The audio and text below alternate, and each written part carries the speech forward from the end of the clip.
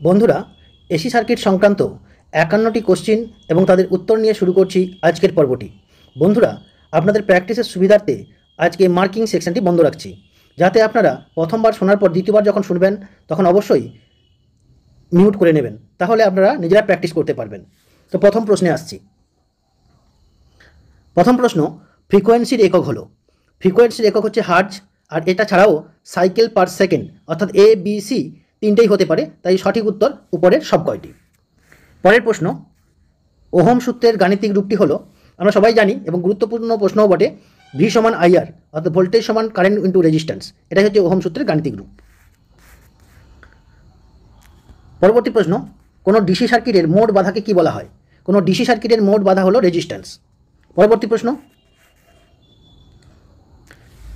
1 সেকেন্ডে উৎপন্ন পূর্ণ তরঙ্গ বা কমপ্লিট সাইকেলকে কি বলা হয়? এটাকে বলা হয় ফ্রিকোয়েন্সি। ফ্রিকোয়েন্সির অনন্যক হলো, ফ্রিকোয়েন্সির অনন্যককে আমরা বলি টাইম পিরিয়ড, কারণ আমরা জানি ফ্রিকোয়েন্সি সমান 1/t। তো পরবর্তী প্রশ্ন, কোনো সাপ্লাইয়ের ফ্রিকোয়েন্সি 50 হার্জ হলে ওই সাপ্লাইয়ের টাইম পিরিয়ড কত হবে? যেহেতু ফ্রিকোয়েন্সি বলা হয়েছে 50 হার্জ, তাহলে টাইম পিরিয়ড টি সমান 1/f। এই সূত্রটাকে যদি আমরা কাজে লাগাই তাহলে অ্যান্সার আসবে 1/50 সেকেন্ড। পরবর্তী প্রশ্ন, কোনো এসি সাপ্লাইয়ের তাৎক্ষণিক মান বা ইনস্ট্যান্ট ভ্যালু হলো। এখানে দেওয়া আছে সর্বোচ্চ মান, গড় মান এবং আরএমএস মান, এগুলো কোনোটাই নয়। তো উপরে সঠিক উত্তর হবে উপরের কোনোটিই নয়। পরবর্তী প্রশ্ন, কোনো অল্টারনেটিং কোয়ান্টিটির মানগুলি সর্বদা একই থাকে, ক্রমাগত মানের পরিবর্তন ঘটে, এ ও বি উভয় হতে পারে। এখানে আমরা জানি অল্টারনেটিং কোয়ান্টিটি যেহেতু, তাহলে এর মান স্বভাবতই প্রতি মুহূর্তে পরিবর্তিত হবে। তো রাইট অ্যান্সার, ক্রমাগত মানের পরিবর্তন ঘটে। পরবর্তী প্রশ্ন, ভারতবর্ষের বিদ্যুৎ বন্টন ব্যবস্থায় কী ধরনের বিদ্যুৎ বন্টন করা হয়? অবভিয়াসলি এই প্রশ্নের উত্তর হবে এসি, অর্থাৎ অল্টারনেটিং কারেন্টই বর্তমানে সর্বত্র বন্টন করা হয়।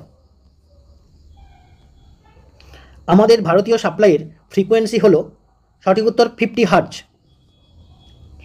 এসি সাপ্লাইয়ের মোট বাধাকে কি বলা হয়? এসি সাপ্লাইয়ের মোট বাধাকে বলা হয় ইম্পিডেন্স। সঠিক উত্তর ডি, ইম্পিডেন্স। একটি রেজিস্টিভ লোডের উদাহরণ হলো। এখানে যেগুলো দেওয়া আছে তার মধ্যে একমাত্র রেজিস্টিভ লোড হলো ইলেকট্রিক গিজার, যা কিনা জল গরম করার জন্য আমরা বাথটবে বা বাথরুমে ব্যবহার করি। একটি ইন্ডাকটিভ লোডের উদাহরণ হলো। এখানে ইন্ডাকটিভ লোডের কথা বলা হয়েছে, অর্থাৎ মোটর জাতীয় যে কোনো জিনিস যার মধ্যে কয়েল আছে সেগুলোই হচ্ছে ইন্ডাকটিভ লোড। তো এখানে থাকা অপশন অনুযায়ী উত্তর হচ্ছে টেবিল ফ্যান। একটি ক্যাপাসিটিভ লোডের উদাহরণ হলো। ক্যাপাসিটিভ লোডের উদাহরণ জানতে চাওয়া হয়েছে, তো এখানে আছে table fan, motor, electric geyser, capacitor bank. সঠিক উত্তর হচ্ছে ক্যাপাসিটার ব্যাংক। এই ক্যাপাসিটার ব্যাংকটি ব্যবহৃত হয় ইন্ডাস্ট্রিতে, মূলত পাওয়ার ফ্যাক্টরকে ইমপ্রুভ করার জন্য এই ক্যাপাসিটার ব্যাংক ব্যবহার করা হয়। কোনো পিওর ইন্ডাকটিভ লোডের মোট বাধাকে কি বলা হয়? যেহেতু বলাই হয়েছে পিওর ইন্ডাকটিভ লোড, তাহলে তার বাধাকে বলা হবে ইন্ডাকটিভ রিয়াক্ট্যান্স। সঠিক উত্তর বি, ইন্ডাকটিভ রিয়াক্ট্যান্স। পরবর্তী প্রশ্ন, কোনো পিওর ক্যাপাসিটিভ লোডের মোট বাধাকে বলা হয়। সঠিক উত্তর হবে capacitive reactance, C, capacitive reactance. পরের প্রশ্ন, আমরা সাধারণ অর্থে কোনো এসি কারেন্ট বা ভোল্টেজের যে মান বলে থাকি তা আসলে, সঠিক উত্তর আরএমএস মান। আরএমএস মান, যার পুরো কথা হচ্ছে রুট মিন স্কোয়ার মান বা root mean square value. Option C, RMS মান। কোনো অল্টারনেটিং বৈদ্যুতিক কোয়ান্টিটি যখন সাইন তরঙ্গের ন্যায় তরঙ্গ উৎপন্ন করে তখন তাকে বলা হয়, যেহেতু সাইন তরঙ্গের মতো উৎপন্ন করে তাই জন্য সিনোসয়েডিয়াল ওয়েভ বলা হয়। আর আমাদের বন্টন ব্যবস্থায় যে ইলেকট্রিক সাপ্লাই বন্টন হয় তা কিন্তু এই সিনোসয়েডিয়াল ওয়েভ। আমাদের ভারতীয় সাপ্লাই তরঙ্গটি কীরূপ একটু আগেই আলোচনা করেছি, তো সঠিক উত্তর হচ্ছে সিনোসয়েডিয়াল ওয়েভ। কোনো এসি কারেন্টের গড় মান এবং আরএমএস মানের অনুপাতকে কি বলা হয়? গড় মান অর্থাৎ অ্যাভারেজ ভ্যালু এবং আরএমএস মান বা আরএমএস ভ্যালু, এই দুটোর অনুপাতকে বলা হয়েছে। তো এখানে কোশ্চিনে খুব সম্ভবত একটু ভুল আছে, এটা হতে পারে সেটা হচ্ছে আরএমএস মান এবং গড় মানের অনুপাত। তো আরএমএস মান এবং গড় মানের যে অনুপাত তাকে বলা হয় ফর্ম ফ্যাক্টর, আর তার মান ভারতীয় সাপ্লাইয়ের ক্ষেত্রে 1.11। পরবর্তী প্রশ্ন, মোটরের মধ্যে অবস্থিত কয়েল কিরূপ লোডের আওতায় পড়বে? অবশ্যই যেহেতু কয়েল আছে, তো তো তার মধ্যে ইন্ডাকটিভ লোড তো থাকবেই, কিন্তু যেহেতু সেটা একটা তার দিয়ে তৈরি, তার মধ্যে কিছুটা রেজিস্ট্যান্সও আছে, তাহলে সঠিক উত্তর হবে রেজিস্টিভ এবং ইন্ডাকটিভ। অপশন বি, রেজিস্টিভ এবং ইন্ডাকটিভ। পরবর্তী প্রশ্ন, খুব ইম্পর্টেন্ট প্রশ্ন, বাস্তবে কী ধরনের লোড হতে পারে না? বাস্তবে আমরা যদিও বলি pure resistive, pure inductive, pure capacity, এইসব লোডগুলোর কথা থিওরিতে পড়ি, কিন্তু বাস্তবে এরকম পিওর অংশ বলে কিছু নেই, সবের মধ্যেই মেশামেশি অবস্থায় থাকে। তাই সঠিক উত্তর উপরের সব কয়টি। পরবর্তী প্রশ্ন, ইন্ডাকটিভ রিয়াক্ট্যান্স এবং ক্যাপাসিটিভ রিয়াক্ট্যান্সের যোগফল কীভাবে নির্ণয় করা হয়? যেহেতু ইন্ডাকটিভ রিয়াক্ট্যান্সে এবং ক্যাপাসিটিভ রিয়াক্ট্যান্স দুটোই ভেক্টর রাশি, তাই ভেক্টরের নিয়মে এগুলোর যোগ বিয়োগ করতে হয়। পরবর্তী প্রশ্ন, ইম্পিড্যান্স কি?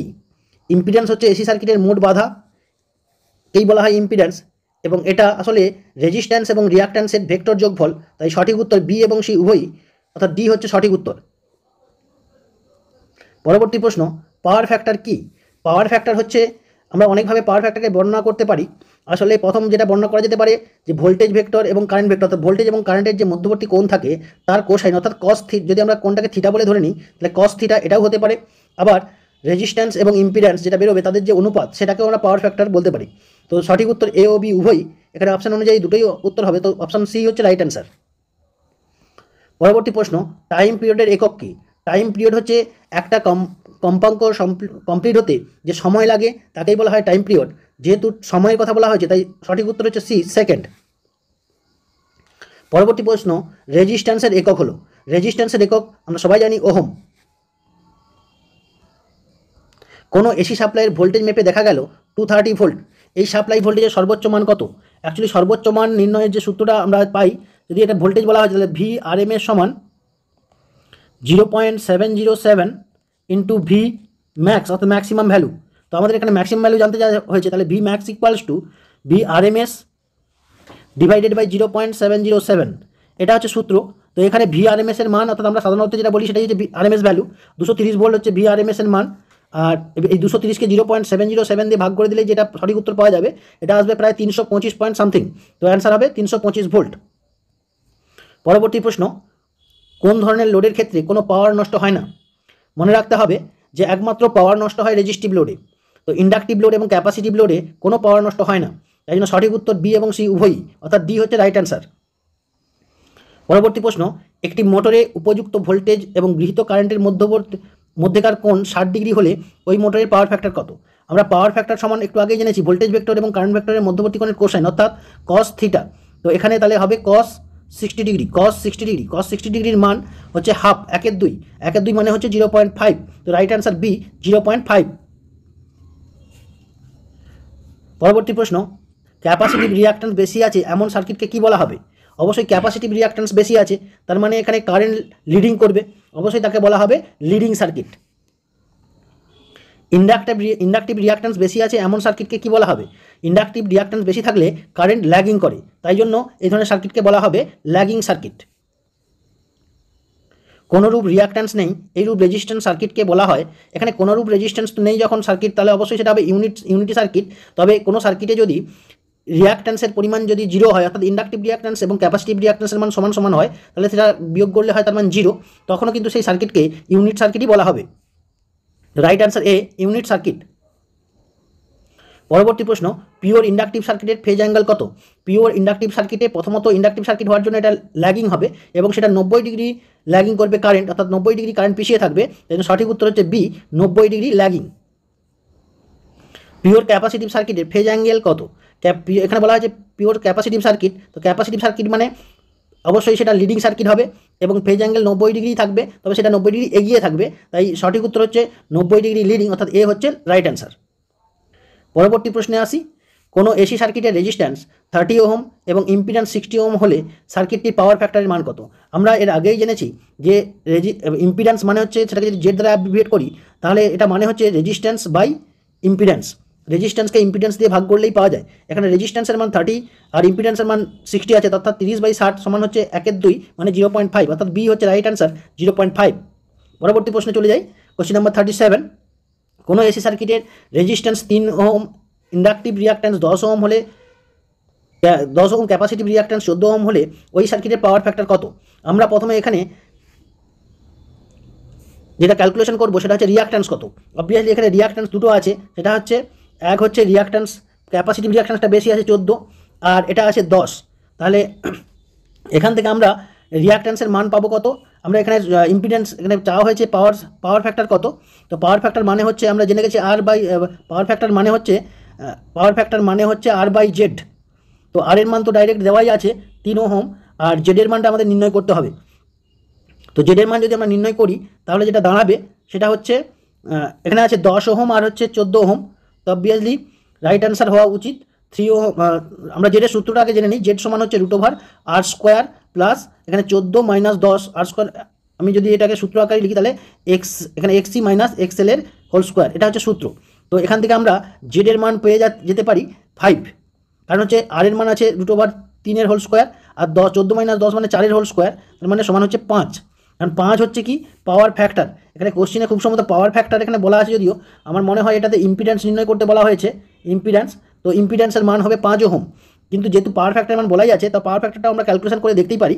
তো পাওয়ার ফ্যাক্টরের মান হচ্ছে পাওয়ার ফ্যাক্টর হবে R/Z, অর্থাৎ আর এর মান হচ্ছে 3, জেডের মান হচ্ছে আমরা বের করলাম 5, তো 3 এর 5 তোমার 0.6, কারণ হচ্ছে 0.6 এই পাওয়ার ফ্যাক্টর কিন্তু কোনো একক নেই। তো যেটাই বলুক না কেন সেটাই আমরা বের করতে পারবো। তো যেহেতু এখানে উত্তর ওহমে দেওয়া আছে, সেই কারণে আমি বলছি এটা পাওয়ার ফ্যাক্টরে নয়, এটা ইম্পিডেন্স নির্ণয় করতে বলা হয়েছিল হয়তো কোশ্চিনে, ভুল করে এটা পাওয়ার ফ্যাক্টর এখানে লেখা হয়েছে। তো যাই হোক না কেন বেরিয়ে যাবে। পরবর্তী প্রশ্নে আসছি, কোনো এসি সার্কিটের ভোল্টেজ এবং কারেন্টের গুণফলকে কি বলা হয়? আমরা ভোল্টেজ এবং কারেন্টের গুণফল, অর্থাৎ এখানে ভোল্টেজ এবং কারেন্ট অর্থাৎ V × I, এটাকে আমরা বলবো অ্যাপারেন্ট পাওয়ার বলা হয় এটাকে, অ্যাপারেন্ট পাওয়ার। পরবর্তী প্রশ্ন, এসি সার্কিটের অ্যাক্টিভ পাওয়ার হলো, এবার এখানে বলা হয়েছে অ্যাক্টিভ পাওয়ার মানে হচ্ছে কারেন্ট, ভোল্টেজ এবং অর্থাৎ কারেন্ট বা ভোল্টেজ, প্রথমে যদি লিখি কারেন্ট এবং তার সঙ্গে সঙ্গে পাওয়ার ফ্যাক্টর, যেটাকে আমরা cos θ নাম দিই, এই তিনটে জিনিসের গুণফলকেই বলা হয় অ্যাক্টিভ পাওয়ার। এসি সার্কিটে এটাই হচ্ছে অ্যাকচুয়াল পাওয়ার। তো এটা আমরা তাহলে এখানে যে অপশন আছে সেটা হচ্ছে কারেন্ট, ভোল্টেজ এবং পাওয়ার ফ্যাক্টরের গুণফল, অর্থাৎ বি হচ্ছে রাইট অ্যান্সার। পরবর্তী কোশ্চেনে চলে যাচ্ছি, রিঅ্যাক্টিভ পাওয়ার নির্ণয় করার জন্য আমরা কারেন্ট, ভোল্টেজ এবং ড্যাশের গুণ করে থাকি।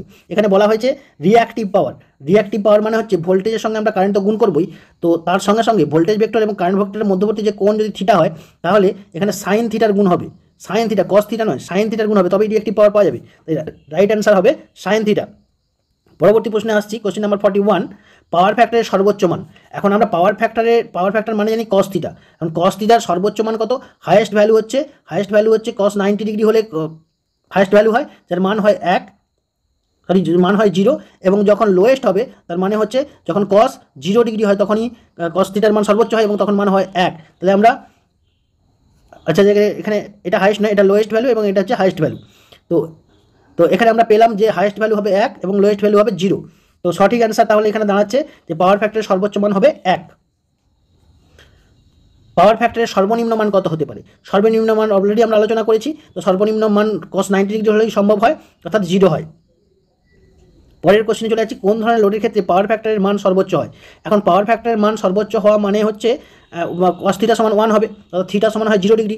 ভোল্টেজ ভেক্টর এবং কারেন্ট ভেক্টরের মধ্যে কোনো অ্যাঙ্গেলের ডিফারেন্স থাকবে না যে সার্কিটে, তার ক্ষেত্রে এটা হবে, আর সেটা ঘটে একমাত্র রেজিস্টিভ লোডের ক্ষেত্রে। তাই সঠিক অ্যান্সার হচ্ছে রেজিস্টিভ লোড। অ্যাক্টিভ পাওয়ারের একক কি? অ্যাক্টিভ পাওয়ার মানে হচ্ছে ভোল্টেজ গুণিত কারেন্ট। তো তাহলে ভোল্টেজ গুণিত কারেন্ট গুণিত পাওয়ার ফ্যাক্টর, এটা হচ্ছে অ্যাক্টিভ পাওয়ার। তো এটার একক হচ্ছে ওয়াট। পরবর্তী প্রশ্ন, অ্যাপারেন্ট পাওয়ারের একক কি? এখন অ্যাপারেন্ট পাওয়ার মানে হচ্ছে ভোল্টেজ গুণিত কারেন্ট মানে ভোল্ট ইন্টু অ্যাম্পিয়ার। তো সঠিক উত্তর হচ্ছে ভোল্ট অ্যাম্পিয়ার। রিঅ্যাক্টিভ পাওয়ারের একক কি? রিঅ্যাক্টিভ পাওয়ারের একক হচ্ছে ভোল্টেজের সঙ্গে কারেন্ট গুণ, তার সঙ্গে সাইন থিটা গুণ। তো এখানে সাইন থিটাটা মূলত রিঅ্যাক্টিভ পাওয়ার কথাটা বোঝানোর জন্য আমরা ব্যবহার করি। তো এখানে তাই জন্য রিঅ্যাক্টিভ পাওয়ারের একক হবে ভোল্ট অ্যাম্পিয়ার রিঅ্যাক্টিভ, অর্থাৎ VAR বা সংখ্যা আমরা বলি ভার। নিচের দেওয়া বৈদ্যুতিক অ্যাপারেটসগুলির মধ্যে কোনটির ক্ষমতা বোঝানোর জন্য আমরা অ্যাক্টিভ পাওয়ার ব্যবহার করি? অ্যাক্টিভ পাওয়ার সাধারণত আমরা ব্যবহার করব যত আমরা যার থেকে আমরা রেজিস্টিভ লোড থাকবে, এবং রেজিস্টিভ লোডের পরেও কেবলমাত্র রেজিস্টিভ লোড নয়, অবশ্যই আরও ইন্ডাকটিভ লোড, ক্যাপাসিটিভ লোডের ক্ষেত্রেও হতে পারে। তো যাদের ক্ষেত্রে আমরা আউটপুটটা আমরা মেকানিক্যাল এনার্জিতে পাই বা হিট এনার্জিতে পাই, সেগুলোতে আমরা সাধারণত অ্যাক্টিভ পাওয়ারে ব্যবহার করি। তো তার মধ্যে এখানে যে অপশানগুলো আছে তার মধ্যে সঠিক উত্তর হবে হিটার। নিচের দেওয়া বৈদ্যুতিক অ্যাপারেটসগুলির মধ্যে কোনটির ক্ষমতা বোঝানোর জন্য আমরা অ্যাপারেন্ট পাওয়ার ব্যবহার করি? অ্যাপারেন্ট পাওয়ার মানে যার এককটা হচ্ছে ভোল্ট অ্যাম্পিয়ার বা কিলোভোল্ট অ্যাম্পিয়ার, যে এই এককটাকে আমরা ব্যবহার করি সাধারণত ট্রান্সফরমার, অল্টারনেটর ইত্যাদির ক্ষমতা বোঝানোর জন্য। তো এখানে রাইট অ্যান্সার হচ্ছে ট্রান্সফরমার। নিচের দেওয়া বৈদ্যুতিক অ্যাপারেটাসগুলির মধ্যে কোনটির ক্ষমতা বোঝানোর জন্য আমরা রিঅ্যাক্টিভ পাওয়ার ব্যবহার করি? তো রিঅ্যাক্টিভ পাওয়ার আমরা মূলত ব্যবহার করি ক্যাপাসিটার ব্যাংকের ক্ষমতা বর্ণনা করার জন্য, ক্ষমতা কতখানি ক্যাপাসিটার ব্যাংকে সেটা বোঝার জন্য। তো সঠিক উত্তর হচ্ছে ক্যাপাসিটার ব্যাংক। পরবর্তী প্রশ্ন, ইম্পিডেন্স ট্রায়াঙ্গেলের লম্বা বাহুটি কী দ্বারা সূচিত হয়? এখানে একটু ইম্পিডেন্স ট্রায়াঙ্গেল ব্যাপারটা বুঝিয়ে দিই। তো ইম্পিডেন্স ট্রায়াঙ্গেল ব্যাপারটা হচ্ছে আমরা যদি রেজিস্ট্যান্সকে অনুভূমিক বরাবর রেজিস্ট্যান্স এবং লম্ব বরাবর রিয়াক্ট্যান্সকে উপস্থাপিত করি, তাহলে তার একটা সমকোণী ত্রিভুজে, তো তাহলে তার অতিভুজটাকে আমরা বলি, অতিভুজটাকে ইম্পিডেন্স দ্বারা সূচিত করি, এটাকেই বলা হয় ইম্পিডেন্স ট্রায়াঙ্গেল। এখন এই ইম্পিডেন্স ট্রায়াঙ্গেল এখানে বলে লম্ব বাহুটি, তো অবশ্যই লম্ব বাহু যেহেতু রিয়াক্ট্যান্স, তাহলে অবশ্যই অ্যান্সার হবে রিয়াক্ট্যান্স। পরবর্তী প্রশ্ন, ইম্পিডেন্স ট্রায়াঙ্গেলে ইম্পিডেন্স কোন বাহু দ্বারা চিহ্নিত করা হয়ে থাকে? অবভিয়াসলি ইম্পিডেন্স অতিভুজ দ্বারা চিহ্নিত করা হয়ে থাকে, তাই রাইট অ্যান্সার হচ্ছে অতিভুজ। বন্ধুরা, আশা করি আপনাদের এই এপিসোডটি ভালো লাগবে এবং অবশ্যই কাজে আসবে প্রয়োজনের তাগিদে। যদি এই সংক্রান্ত আর কিছু প্রশ্ন আপনাদের জানার থাকে তাহলে অবশ্যই কমেন্ট করে জানাবেন, এবং ভিডিওটি দেখার পরে যদি আপনাদের পছন্দ হয় তাহলে অবশ্যই লাইক করবেন এবং বন্ধুদের সঙ্গে শেয়ার করবেন। এবং আমাদের চ্যানেলে যারা নতুন তাদেরকে অনুরোধ করব অবশ্যই চ্যানেলটিকে সাবস্ক্রাইব করে বেল আইকন বাজিয়ে রাখবেন। Thank you, have a nice day.